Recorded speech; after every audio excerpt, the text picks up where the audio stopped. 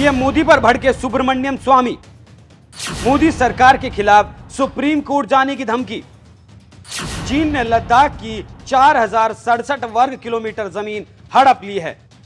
स्वामी ने social media पर post कर मोदी को धमकी दी। मोदी चीन को लेकर सही बात देश को बताएं। पूर्वी लद्दाख में एलएसी पर क्या है स्थिति?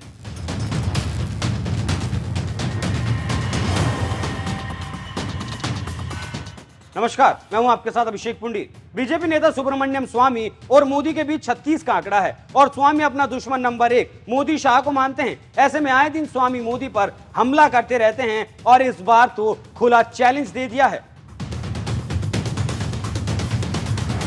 मोदी शाह का दुश्मन नंबर 1 अगर कोई है तो वो है सुब्रमण्यम स्वामी, जो हर मौके पर मोदी शाह को जलील करते रहते हैं। उसी कड़ी में अब एक बार फिर से सुब्रमण्यम स्वामी ने मोदी को परेशान करने के लिए बीड़ा उठा लिया है और कांग्रेस नेता राहुल गांधी की बात का समर्थन करते हुए सोशल मीडिया प्लेटफॉर्म ट्विटर पर एक पोस्ट लिखा है। स्वामी ने पोस्ट करते हुए लिखा है कि चीन ने लद्दाख की 4067 वर्ग किलोमीटर जमीन हड़प ली है। उन्होंने सोशल मीडिया प्लेटफॉर्म ट्विटर, अब का नया नाम एक्स पर लिखा है कि मोदी सरकार चीन पर सच्चाई बताए, इसके लिए वो अदालत का सहारा लेंगे। स्वामी के इस पोस्ट पर लोग तरह तरह की प्रतिक्रियाएं दे रहे हैं। कोई उनका समर्थन कर रहा है तो कोई उनके फैसले की निंदा कर रहा है। बीते 3 सालों से पूर्वी लद्दाख में वास्तविक नियंत्रण रेखा पर भारत और चीन के सैनिकों के बीच तनाव है। चीनी सैनिकों ने एलएसी पार करके भारत की जमीन पर कब्जा करने की कोशिश की थी, लेकिन भारतीय सैनिकों ने उन्हें मुंहतोड़ जवाब दिया था। उसके बाद गलवान घाटी में दोनों देशों के सैनिकों के बीच खूनी संघर्ष देखने को मिला था। तो आप समझ सकते हैं कि कैसे राहुल गांधी के बयान का सुब्रमण्यम स्वामी समर्थन करते हुए अपनी बात कह रहे हैं। आपको जानकारी होगी कि कुछ ही दिनों पहले राहुल गांधी लद्दाख दौरे पर गए थे, जहां पर उन्होंने एक बयान दिया था कि लद्दाख की जमीन पर चीन ने कब्जा कर लिया है और मोदी चीन के सामने बोलने से डरते हैं। आपको हम सुनाते हैं कि जब राहुल गांधी लद्दाख गए थे तो उन्होंने क्या कहा था। राहुल जी, जैसा आपने कहा कि यहाँ के लोग परेशान हैं, और लोगों ने क्या बताया, क्योंकि भारत सरकार तो बार बार कह रही है यहाँ ना कोई घुसा ना कोई आया। हाँ, नहीं, यहाँ पे तो सब लोग कह रहे हैं कि चाइना की सेना घुसी है और इनकी जो पहले जो ग्रेजिंग लैंड होती थी वो ले गए हैं, वहाँ ये जा नहीं सकते हैं। तो यहाँ तो क्लियरली सब लोग कह रहे हैं। प्रधानमंत्री जी ने कहा 1 इंच ज़मीन नहीं गई, मगर वो सच नहीं है। तो ये तो यहाँ आप किसी से भी पूछ लीजिए, वो आपको बता देंगे। इन्होंने अंग्रेजी में सवाल पूछा था कि हम यहाँ क्यों आए।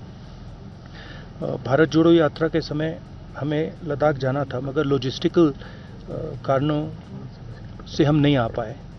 तो मैंने सोचा कि लद्दाख का थोड़ा डिटेल्ड मैं टूर करूं, इसलिए हम पैंगोंग आए हैं, नुब्रा जा रहे हैं, कारगिल जाएंगे, ले गए, और जो जनता के दिल में जो है उसको सुनेंगे। पापा ने बहुत साल पहले पापा यहाँ आए थे और उन्होंने मुझे कहा था कि पैंगोंग लेक उनके लिए दुनिया की सबसे सुंदर जगह है। तो मैं आना चाहता था, तो मैंने सोचा कि उनके जन्मदिन पे यहाँ अगर आ जाऊँ तो अच्छा होगा, इसलिए मैंने इसमें यहाँ आया जाया। So how was the bike ride yesterday? You traveled almost 160 kilometers. It was nice. It was nice. Because I find जो अगर बाइक से जाते हैं तो लोगों से ज़्यादा आसानी से बातचीत हो जाती है, मतलब एक्सेस आसान होती है। गाड़ी में थोड़ा बंद रहते हैं तो कम बातचीत हो पाती है। अगर यहाँ पे कम ट्रैफिक है तो सिक्योरिटी वाले इतना माइंड नहीं करते हैं। दिल्ली में, उत्तर प्रदेश में शायद मुझे ना करने दें। से लगातार आप मिल रहे हैं, हमने देखा फुटसॉल मैच में भी आप तो सुन लिया आपने क्या कहा राहुल गांधी ने। उधर बीजेपी के राष्ट्रीय प्रवक्ता सुधांशु त्रिवेदी ने राहुल गांधी के बयान पर पलटवार करते हुए कहा कि भारत की राजनीति के सबसे पुराने पंडित जी के खानदान के 53 साल के सतत युवा राहुल गांधी हैं। ये हमेशा भारत, भारतीय समाज, आरएसएस और चीन के बारे में आधारहीन और अनर्गल बयान देने के आदी हो चुके हैं। बीजेपी राष्ट्रीय मुख्यालय में पत्रकारों से बात करते हुए सुधांशु त्रिवेदी ने चीन को लेकर कांग्रेस और राहुल गांधी पर हमला बोलते हुए चीन की कम्युनिस्ट पार्टी के साथ हुए कांग्रेस पार्टी के समझौते को सार्वजनिक किए जाने की मांग भी की। लेकिन अब राहुल गांधी की बात का समर्थन करते हुए मोदी सरकार को कोर्ट में घसीटने की बात सुब्रमण्यम स्वामी ने कही है। अब बीजेपी स्वामी की बात का क्या जवाब देगी, क्योंकि स्वामी तो उन्हीं की पार्टी के नेता हैं। लेकिन एक सवाल बड़ा दिलचस्प है कि जब बीजेपी के नेता ही बीजेपी को कटघरे में खड़ा करेंगे तो फिर विपक्ष उनका आने वाले वक्त में चीन के मुद्दे पर क्या हल करने वाला है, ये मोदी सरकार के लिए सोचने का विषय है। आप इस खबर पर क्या राय रखते हैं, अपनी राय हमें कमेंट कर जरूर बताएं। नमस्कार। One of my great teachers, as I think most people's fathers are. I remember once when I was small, he had just come back from Pangong and he had taken some pictures. And so he told me that he thought this was the most beautiful place on earth. During Bharat Jodo Yatra, I was supposed to come to Ladakh, but for some logistical reasons we couldn't come. So I thought, let me come and do a slightly more detailed tour of Ladakh. That's why I came to Pangong. We're going to Nubra, Kargil. So I thought I'd listen to what the people have to say. Listen to what the people have to say, what their concerns are. Over here,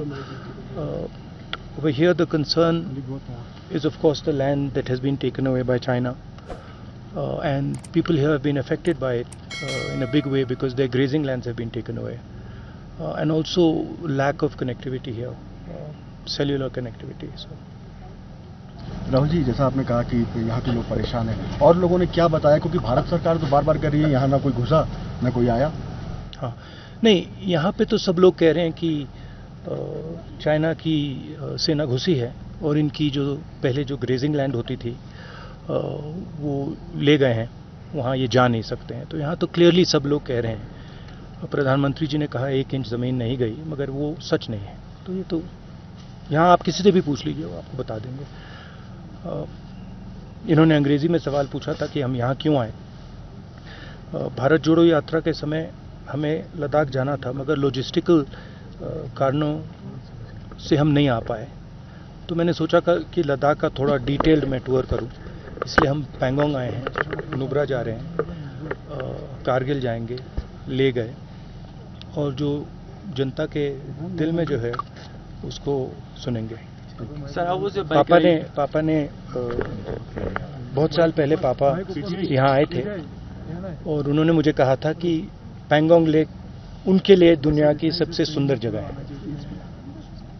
तो मैं आना चाहता था, तो मैंने सोचा कि उनके जन्मदिन पे यहाँ अगर आ जाऊं तो अच्छा होगा, इसलिए मैंने इसमें यहाँ आया जाया।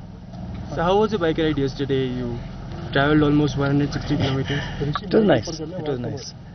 Because I find जो अगर बाइक से जाते हैं तो लोगों से ज़्यादा आसानी से बातचीत हो जाती है, मतलब एक्सेस आसान होती है।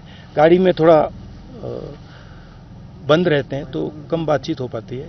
अगर यहाँ पे कम ट्रैफिक है तो सिक्योरिटी वाले इतना माइंड नहीं करते हैं। दिल्ली में, उत्तर प्रदेश में शायद मुझे ना करने दें। यूथ से लगातार आप मिल रहे हैं, हमने देखा फुटसॉल मैच में भी आप यूथ से मिल रहे थे। पूरा जो 17 अगस्त से आपका पूरा ये दौरा है, यूथ से मिल रहे हैं, यूथ का रिस्पॉन्स कैसा है, क्या बातचीत हो रही है यूथ से? नहीं, यहाँ पे लद्दाख में तो काफ़ी कंप्लेंट है। जो इनको स्टेटस दिया गया है इससे ये खुश नहीं है। इनको रिप्रेजेंटेशन चाहिए और बेरोजगारी की समस्या है। सब लोग यही कह रहे हैं कि बेरोजगारी बहुत है और महंगाई बढ़ रही है। 2019 में यहाँ पर ये किया गया था, तब से लेकर अब तक चुनाव नहीं हुए। क्या ऐसी मांग भी लोगों ने आपसे रखी और आप क्या समझते हैं? हाँ, ये तो है। लोग कह रहे हैं कि रिप्रेजेंटेशन होना चाहिए, ब्यूरोक्रेसी के थ्रू नहीं चलाना चाहिए स्टेट को, तो जनता की आवाज़ से स्टेट चलना चाहिए।